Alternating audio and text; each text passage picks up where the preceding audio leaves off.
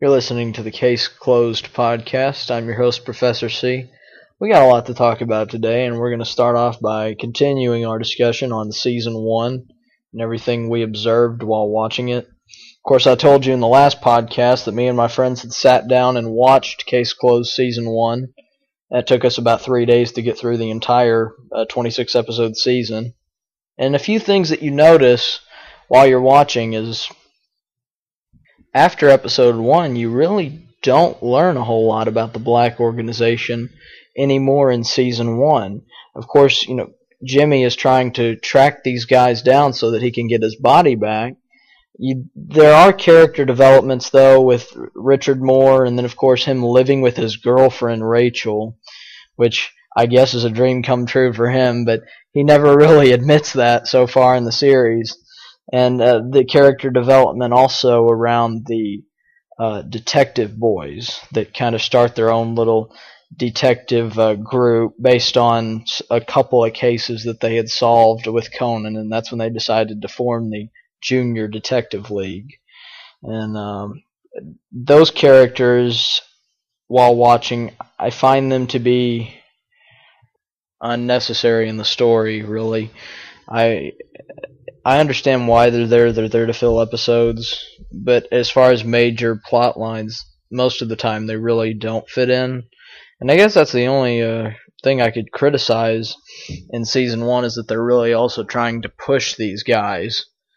There's a few bright spots in Season 1. A lot of things develop with Dr. Agasa and Jimmy's relationship. You can tell they have a very close relationship. They've known each other for a very long time, probably ever since Jimmy Kudo was born, because later in the series you see that Dr. Agasa actually knows Booker Kudo a little bit, and that they've known each other for years. Of course, being next door neighbors, they do.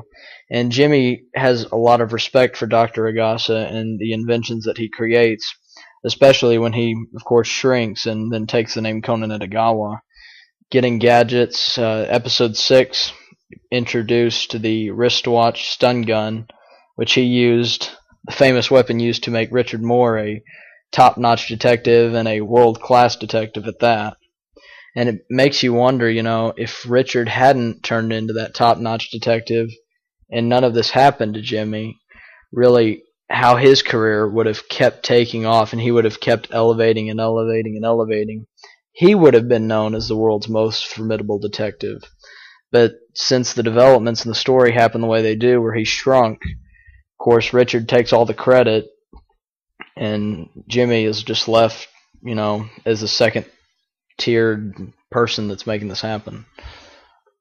The second gadget that Dr. Agasa makes for the shrunken Jimmy Kudo is these force kick amplifying sneakers. I believe their exact title is called Super Sneakers. That as Jimmy would say, they stimulate the muscles in his feet and they strengthen them immensely. And I believe at one time that he said that they make his feet twice as strong, so therefore his kicking power is twice as strong. The other key addition that Dr. Agasa gives to the shrunken Jimmy Kudo is the solar-powered skateboard that runs. The only downside of it is it runs on solar energy, and in Season 1 especially, it's actually the most limited. Later down the road, it turns out that Dr. Agasa makes it to where it can run 30 minutes after dark. I don't know if there's any other key additions made to it down the road even further, but it's upgraded down the road. But I would say it's a limited device in Season 1, although it can go extraordinarily fast. It can go almost as fast as a car, pretty much. If that car is going at a fairly small speed limit, it can catch up to a car. But I don't think if a car is going over 45 or 50 miles an hour, that the skateboard would probably be able to catch up to it. That's just my guess on it, though. So covering everything we have the last 2 episodes on Season 1, we really would like you to buy it if you haven't already. Go ahead and pick up Season 1 of Case Closed and get into the story, and then hopefully you'll buy more seasons after that if you haven't already purchased Season 1. So if you're just getting into the series, I hope this podcast has helped you to kind of get ready for what you're about to see in the series, kind of like a sneak preview. So we really appreciate you guys supporting us on that end. I'd like to move into the topic of the numbers for Case Closed as far as sales numbers. I'm looking at this in front of me, and I must say I'm very excited about this on Amazon. Season 3 is ranked in the top 100 of anime and manga at number 36. So it's all the way up to number 36 as far as sales right now. And then I took another look. Season 4 is ranked number 50 right now. Season 2 follows it, being ranked at number 51. And then Season 1 follows that, being ranked at number 54. So I want to say thank you for the support on Amazon and taking advantage of the sale. That is really crucial to the success right now. And if we can just keep pushing those numbers up and up and up, I mean, we're going to raise some eyebrows at Funimation if we haven't already.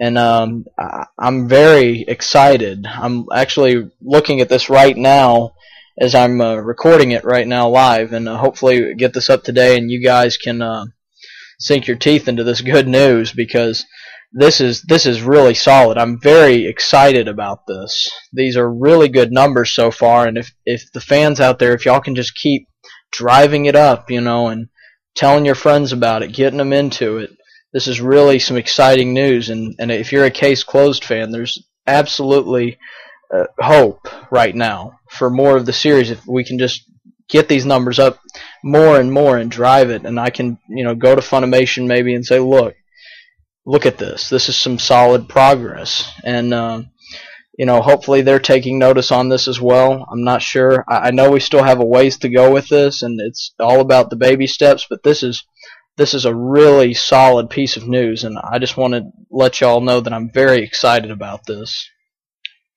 But also I'd like to I need to switch along to this subject. We have welcomed a new affiliate on board with us, allkidsoutofthepool.com, which is the only place that streams all 5 dubbed seasons of Case Closed. They stream a new episode every day from seasons 4 and 5, and then of course 1, 2, and 3. But they're the only ones that I've seen on the internet, and I haven't even seen on TV seasons 4 and 5. So I don't think Funimation Channel ever got around to those. If I'm wrong, I would really like someone to point that out to me. But I don't recall that they ever got past season 3 as far as airing those. So allkidsoutofthepool.com, the only place you can watch all 5 dubbed seasons of Case Closed. And that's really what we wanted to talk about with them, that we brought them on as an affiliate.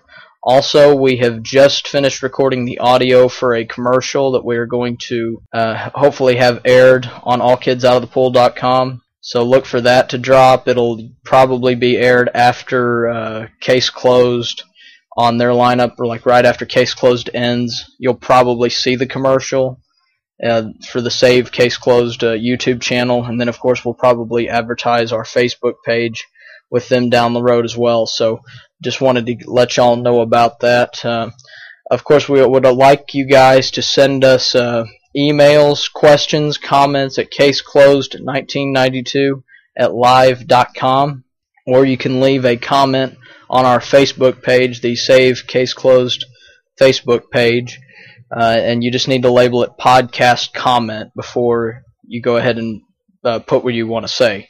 So I just want to thank everyone for listening and the continued support. We're really excited out here. Me and my friends were very excited. So thank you for the continued support, and we'll see you next time on the Case Closed podcast.